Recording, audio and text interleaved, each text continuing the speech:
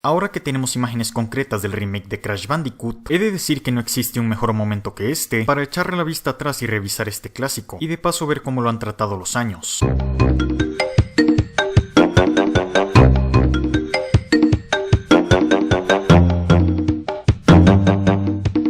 Crash Bandicoot, siendo uno de los primeros juegos tridimensionales de la PlayStation 1, consecuentemente hizo que el equipo de Naughty Dog se plantease la cuestión cómo crear una jugabilidad tridimensional con las limitaciones de la máquina. Para esto se empleó una técnica de renderizado en tiempo real llamada Occlusion Culling, la cual permite crear jugabilidad y entornos tridimensionales, aun con las limitaciones de la PlayStation 1. Occlusion Culling consiste en fijar el ángulo de la cámara en una posición frontal en relación al destino, donde el jugador sea incapaz de percibir que el escenario se está renderizando en tiempo real. En orden para lograr este hito, el equipo de Naughty Dog tuvo que diseñar los niveles en base a rieles con curvaturas. Cada vez que el jugador toma una curvatura en el camino, la misma renderiza un segmento del riel en tiempo real, y debido a que la cámara está fija en relación a la dirección del riel y no en relación a la posición del jugador, este acaba siendo incapaz de percibir el trabajo que está haciendo la PlayStation 1 para conseguir este acabado técnico en los escenarios, junto con la jugabilidad tridimensional que lo caracteriza. Habiendo dicho todo esto, podemos sacar las siguientes conclusiones. Lo primero, y es que a pesar de que Crash Bandicoot es un juego tridimensional, los niveles como tal son pasillos lineales, los cuales no requieren de ningún tipo de exploración en orden para ser superados. Y lo segundo es que el juego tiende a dispensar el uso del eje X en favor del eje Z a la hora de plantear obstáculos. Básicamente podemos decir que lo que Naughty Dog ha hecho fue añadir el eje Z a un plano bidimensional empleando una cámara frontal. Con esto no estoy diciendo que el juego no posea el eje X, después de todo es un juego tridimensional. A lo que me refiero es que, salvo contadas ocasiones, el eje X no suele tomar un rol fundamental a la hora de plantear obstáculos en un plano frontal, lo cual en sí no es algo malo, simplemente es una demostración de lo limitado que es el plano tridimensional de Crash Bandicoot.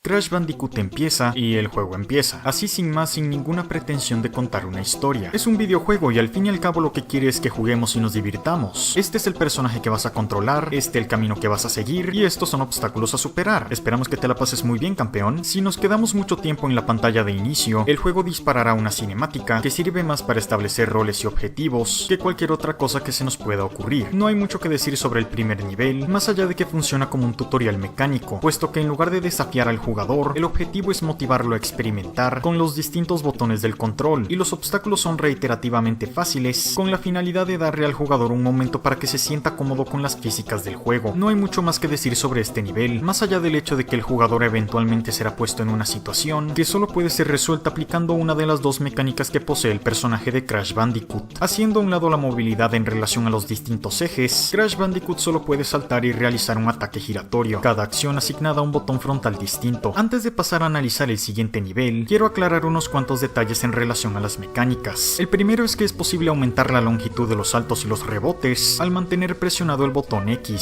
Sin embargo, este es un concepto que no se introduce apropiadamente hasta que se llega al tercer nivel. La segunda es que el primer Crash Bandicoot, a pesar de ser un juego de plataformas tridimensional, este no responde a los comandos de un stick análogo, lo cual hace que Crash Bandicoot, a pesar de ser un juego tridimensional, hace que la movilidad en relación a los distintos ejes esté limitada a 8 direcciones y solo 8 direcciones, lo cual hace que la movilidad del mismo se sienta limitada y poco natural. La explicación para esto se debe a que la invención del primer DualShock se dio después del lanzamiento del primer juego de Crash. Este es un detalle que acabaría corrigiendo su respectiva secuela, sin embargo existe un doloroso pero el cual tiene que ser comentado. El port que puede ser adquirido en la versión de PlayStation 3 tiene un bug que le impide a Crash Bandicoot 2 responder a los comandos del stick análogo. Desconozco si existe un emulador que solvente el problema. La razón por la cual creo que merece la pena comentar este hecho se debe a que ahora mismo el equipo de Vicarious Visions tiene en sus manos la oportunidad perfecta no solo para traer de regreso un clásico de la quinta generación con un lavado de cara así sin más, sino que también tienen la oportunidad de hacer de este la versión definitiva del mismo. Recordemos que este es un problema que la versión original no podía corregir en su momento debido a las limitaciones tecnológicas. Volvemos con la disección del diseño de niveles del juego. No hay mucho que decir sobre el segundo nivel, más allá de que es una versión ligeramente más difícil del primero, el cual sirve para introducir un mayor número de conceptos para plantear desafíos. Sin embargo, estos siguen siendo tratados como un ente individual. No es sino hasta el tercer nivel en que Crash Bandicoot empieza a conjugar sus distintos conceptos para crear segmentaciones de obstáculos más interesantes y productivas. Lo que sí vale realmente la pena destacar es que aquí es donde se nota el cómo Crash Bandicoot le da un cierto nivel de importancia a sus coleccionables, el cual no creo haber visto nunca en algún otro juego, y eso no lo estoy diciendo en un buen sentido. Los coleccionables de Crash Bandicoot son la fruta Wumpa, la máscara Aku Aku, las fichas de Town Corona, Nitrus Brio y Neocortex, y por supuesto las cajas en sí, siendo que este último funciona como un común denominador para la obtención del resto de coleccionables. Conseguir 100 frutas Wumpa te recompensa con una vida extra. La máscara Aku Aku funciona como un escudo protector, el cual solo puede ser usado de 1 a 2 veces. En relación al número de máscaras Aku Aku que puedas conseguir en una segmentación continua, conseguir una tercera máscara Aku Aku recompensa al jugador con el mismo efecto que evoca una estrella de Mario. Las fichas de los personajes secundarios nos concede un bonus stage, el cual concede un punto de guardado al finalizarlo de forma exitosa, y el romper todas las cajas nos concede una gema. Ya hablaré de cómo es Crash Bandicoot en lo que se refiere a la carrera del completismo. De momento lo que voy a decir es que a pesar de que la intención es noble, la idea de forzar al jugador a superar un bonus stage con la finalidad de obtener un punto de guardado es irracionalmente injusto, se vea por donde se vea, sin mencionar que solo tendremos una oportunidad para hacerlo bien. De lo contrario tendremos que reiniciar el nivel solo para tener otra oportunidad de guardar, y el hecho de que las secuelas hayan optado por un sistema de guardado tradicional da a entender que el equipo de Naughty Dog se dio cuenta de que el concepto de las fichas era una falla. Desafortunadamente se dieron cuenta demasiado tarde. El tercer nivel de Crash Bandicoot ocurre en un plano bidimensional. Aquí es donde el juego finalmente empieza a conjugar sus múltiples conceptos para crear secuencias de obstáculos más desafiantes y por ende entretenidas, lo cual puede ser bueno o malo dependiendo de cómo se vea. Por un lado es bueno porque el juego finalmente está presentando segmentaciones de obstáculos que son satisfactorias de superar. Por otro lado es decepcionante que el juego haga eso en paralelo a la premisa que se utiliza como principal punto de venta. Lo que estoy a punto de decir es difícil de apreciar en las primeras fases del juego, pero ya avanzada la aventura es fácil darse cuenta que el diseño de niveles del primer Crash Bandicoot brilla más cuando es un juego bidimensional, pero ya hablaré de eso más adelante. Ahora hablemos del icónico peñasco de Indiana Jones. Lo que hace grande este nivel es que el simple acto de superarlo es una garantía de que el jugador ya está listo y preparado para enfrentarse a lo que sea que el juego vaya a lanzarle de ahí en adelante, y esto se debe a lo siguiente.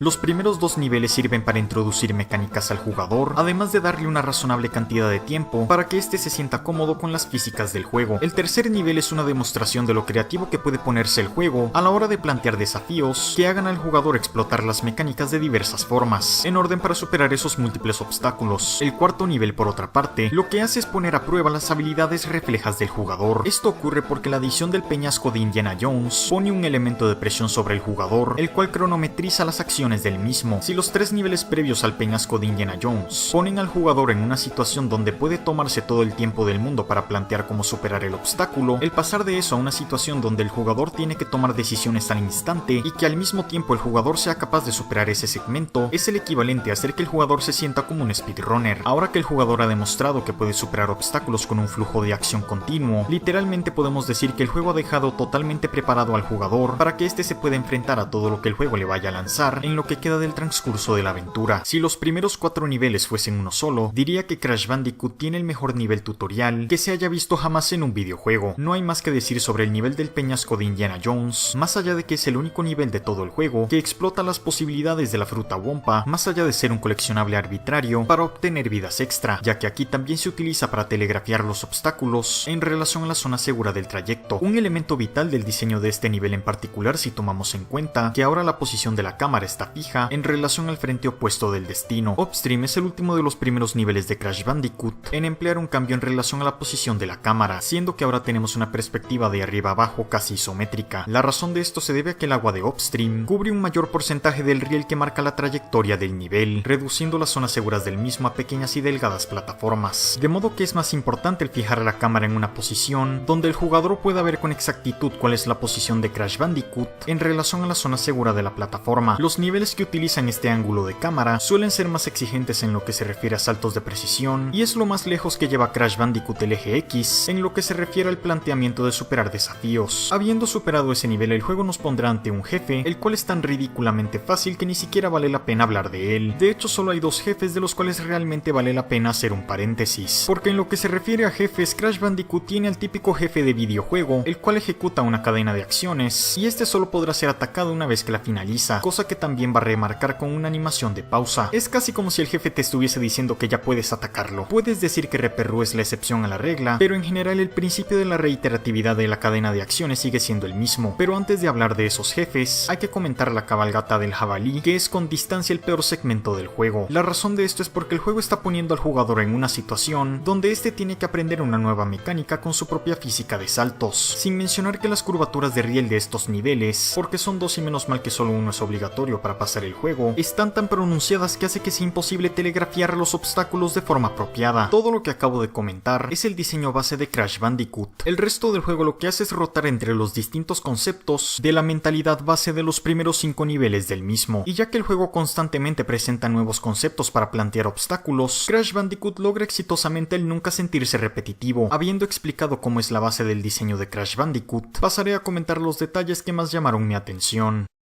Los niveles bidimensionales de Crash Bandicoot en general son los segmentos mejor pensados del juego. Cada nueva idea que es presentada para formar obstáculos es presentada con una ventana de tiempo apropiada para plantear con exactitud las implicaciones del riesgo del obstáculo y las posibilidades de superación del mismo, sin mencionar que son los segmentos que más se aprovechan de las posibilidades de la verticalidad, y cuando estos niveles disparan la dificultad, se vuelven difíciles en el buen sentido. En general en estos segmentos es raro encontrar una falla que evoque una derrota a causa de un telegrafiado impreciso en base a la presentación de los elementos que forman los distintos obstáculos, sin mencionar que también son los segmentos con el mayor número de elementos para formar obstáculos. En contraste, los niveles que optan por un plano con perspectiva de arriba a abajo están más basados en la idea de realizar saltos de precisión. Otra característica sobre los niveles con perspectiva de arriba a abajo es que son los únicos que se atreven a cambiar la perspectiva de la cámara entre planos bidimensionales y frontales, lo cual hace que el desafío en ocasiones sea impredecible, y eso lo estoy diciendo en el buen sentido. Ahora solo quedaría hablar de los niveles con perspectiva frontal, los cuales son relativamente pocos y son los peormente diseñados a un nivel fundamental, lo cual encuentro paradójico si tomamos en cuenta cuál es la premisa con la que el juego se presenta en el primer nivel. Haciendo a un lado los niveles con perspectiva frontal que podemos encontrar en la primera isla, el gran problema de estos segmentos es que están basados en una idea, la cual se mantiene durante todo el trayecto con la finalidad de hacer estos segmentos más difíciles de forma fortuita. Road to Nowhere y The High Road son los únicos niveles donde el riel de diseño carece de curvaturas, de modo que es más que evidente porque la temática de estos niveles va sobre un puente cubierto en neblina. El gran problema con estos niveles es que lo que están pidiendo es realizar saltos de precisión durante todo el trayecto en plataformas desprendibles, lo cual podría dejarle pasar a Road to Nowhere, pero el problema es que en The High Road a esto se suma el concepto de rebotar sobre tortugas como si fuesen trampolines. El gran problema de todo esto es que Crash Bandicoot es un personaje que se controla con físicas pesadas, lo cual hace que el acto de realizar estos saltos, donde el único punto de referencia visual sobre el aterrizaje es la sombra del personaje, hace que estos segmentos se sientan más como una lucha contra los controles, en lugar de ser algo racional dentro de lo que se presenta en el desafío, sin mencionar que el concepto de la neblina hace que el jugador sea incapaz de ver con claridad los segmentos de plataformas en los cuales debe de aterrizar hasta que éste se haya acercado a una distancia apropiada en relación al segmento. El verdadero problema aquí no es que estos niveles sean difíciles, como el hecho de que carecen de elementos para compensar las propiedades de la idea. Toxic Waste, por su parte, es un ejemplo de lo que pasaría si tomaras al primer Donkey Kong y removieses las funciones del eje X por el bien del eje Z. La idea de saltar barriles suena bien en el papel, sin embargo el problema llega cuando se introduce el barril rebotante. Por culpa del plano frontal de la cámara, es imposible determinar con exactitud cuál es la distancia del barril en relación al camino abordado por el rebote. Este es un problema que se habría solventado fácilmente si para este nivel en específico se hubiese optado por un plano bidimensional en el cual el jugador no tendría problema para ver estos detalles. Lights Out, por su parte, es un nivel donde tienes que conseguir máscaras Aku Aku en orden para iluminar el camino, y al mismo tiempo el efecto de iluminación es temporal. Una vez más, la idea se oye bien en el papel, y ya que las máscaras de iluminación son un elemento de presión cronométrico, da la impresión de que aquí estaban tratando de conseguir el mismo efecto que el peñasco de Indiana Jones. Aquí el problema no es el concepto de la iluminación, sino el hecho de que las plataformas móviles y las guillotinas fuerzan al jugador a esperar de forma arbitraria. Esto hace que, a diferencia del peñasco de Indiana Jones, la fluidez con la que se completa este nivel sea una variable que depende de los tempos con los que dichas trampas se van a presentar en el momento. Básicamente hay un cierto nivel de azar en relación a la dificultad con la que se supera este nivel en específico. The Lab es el último nivel previo al jefe final, y su idea consiste en activar mecanismos con el fin de desbloquear puertas y formar puentes, y ya que no encuentro ningún pecado realmente destacable aquí, más allá de que este nivel puede ser particularmente frustrante, ya que aquí es donde más se necesita la función de un stick análogo para el movimiento, debido al diseño de los enemigos que se introducen en este nivel, cuyo patrón de ataque es relativo en relación a la posición del jugador. Ahora pasaré a comentar los dos únicos jefes del juego que merecen la pena ser comentados. Más concretamente voy a comentar sus falencias. El problema con Nitrus Brio es que el jugador está siendo puesto en una situación donde tiene que eliminar de una sentada 9 puntos de vida, donde 6 de esos 9 puntos consisten en eliminar a un nuevo tipo de enemigo, los cuales rebotan de forma continua y solo pueden ser eliminados saltándoles encima. En un plano bidimensional esta no sería una situación tan problemática, dinámica, pero en un plano tridimensional con un espacio de movimiento tan pequeño, el enfrentar al jugador a múltiples enemigos, cuyo patrón de ataque es consistente en relación a la situación del momento, simplemente es algo que no se siente justo, más aún si tomamos en cuenta que el juego nunca había hecho una cosa parecida. El único pecado que tiene la batalla contra el Dr. Neocortex es el hecho de que no hay forma de determinar a ciencia cierta el hecho de que tenemos que emplear el ataque giratorio con el láser verde en orden para efectuar daño al jefe final. Habiendo terminado de desglosar el juego, pasaré a sacar a relucir unos cuantos sneak peeks. El primero es la posibilidad de remover coleccionables al emplear un ataque giratorio en ellos. No tengo nada en contra de esta dinámica, pero me hace cuestionar si el juego realmente está ganando algo con ella. Es decir, ¿qué pasaría si esta dinámica no existiese? ¿Estaríamos perdiendo un elemento vital del juego? Reitero que no tengo nada en contra de ella, pero el hecho de que dicha dinámica no esté aportando nada relevante al conjunto hace que sea cuestionable el por qué está ahí en primer lugar. Mi último nitpick está relacionado con las carreras del completismo y los bonus stages. Los bonus stages de Tauna y Nitrus Brio conceden al jugador puntos de guardado, y los de Neocortex conceden una llave de acceso a un nivel secreto. Mi problema consiste en que si fallas estos bonus stages, el jugador se verá forzado a repetir dicho nivel desde cero, en orden para obtener otra oportunidad de completar ese bonus stage. Os recuerdo que la recompensa por completar esos bonus stages son puntos de guardar partida. Ahora, el problema que tengo con la carrera del completismo no es la idea de tener que romper todas las cajas en orden para obtener una gema, sino el hecho de que perder una vida durante el transcurso del nivel en cuestión, además de perder una vida, el juego también resetea el progreso en relación a la destrucción de cajas, como si el simple hecho de destruir todas las cajas no fuese de por sí una tarea titánica, como para que a eso se sume el tener que hacerlo de una sentada. Y ya sé que el contraargumento para esta queja radica en decir: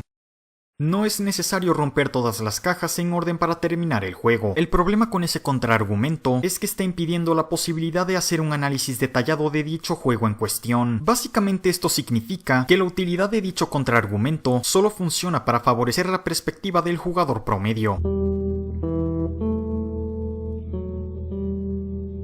Crash Bandicoot ha envejecido, ese es un hecho que no se puede negar. A día de hoy es un juego que se siente arcaico, y a pesar de que los años lo han tratado mejor que a otros, sin mencionar que el transcurso de los primeros niveles en relación al peñasco de Indiana Jones se me hace un logro digno de reconocimiento, al final del día lo considero más un juego errado. Más allá del hecho de que en el momento en el que se inventaron las consolas, los contadores de vida perdieron todo tipo de razón de existir. Independientemente de todas las pajas que podamos hacernos con esto, el trivializar sus múltiples fallos en base al peñasco de Indiana Jones sería un error. He visto varios artículos que explican cómo el remake acabará solventando muchos de los fallos que saqué a relucir en este vídeo, pero hasta que no tengamos en nuestras manos ese remake, lo mejor que puedo hacer de momento es decirles que jueguen a Crash Bandicoot 2, ya que ese juego sí logró sacar adelante el concepto de diseño del riel tridimensional, mientras que el primero reluce por los múltiples fallos que tienen sus niveles de riel tridimensional. Y aunque podamos decir que el resto del juego no está nada mal, también hay que tomar en cuenta que el refinamiento que ha tenido el plano bidimensional en los últimos años hacen que a día de hoy Crash Bandicoot parezca un juego de plataformas corriente. Dark Souls habrá solventado varios de los fallos que tenía Demon Souls, pero al final del día la experiencia que ofrece Dark Souls es más un refinamiento de Demon Souls que una corrección del mismo, a diferencia del paso del primer Crash Bandicoot en relación a su secuela, el cual sí se siente como una corrección mayor y necesaria.